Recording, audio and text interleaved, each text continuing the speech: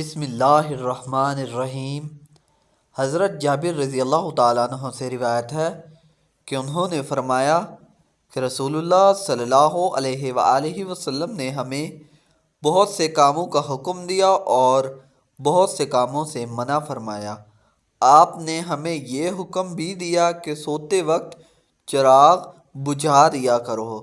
حضرت عبداللہ بن جعفر طیار رضی اللہ تعالیٰ عنہ سے روایت ہے کہ انہوں نے فرمایا کہ رسول اللہ صلی اللہ علیہ وآلہ وسلم جب سفر سے تشریف لاتے تو ہم بچے بھی آپ کا استقبال کرتے۔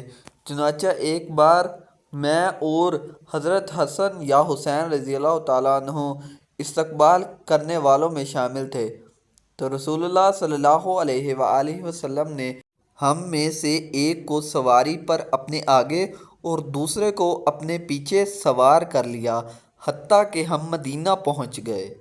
حضرت عبداللہ بن مسعود رضی اللہ تعالیٰ عنہ سے روایت ہے کہ رسول اللہ صلی اللہ علیہ وآلہ وسلم نے فرمایا، جب تم 3 افراد ہو تو 2 آدمی اپنے تیسرے ساتھی کو چھوڑ کر سرگوشی نہ کرے، کیونکہ اس سے اسے غم اور افسوس ہوگا۔ حضرت عبداللہ بن عمر رضی اللہ تعالیٰ عنہ سے روایت ہے کہ انہوں نے فرمایا کہ رسول اللہ صلی اللہ علیہ وآلہ وسلم نے اس بات سے منع فرمایا 2 آدمی تیسرے کو چھوڑ کر آپس میں سرگوشی نہ کریں۔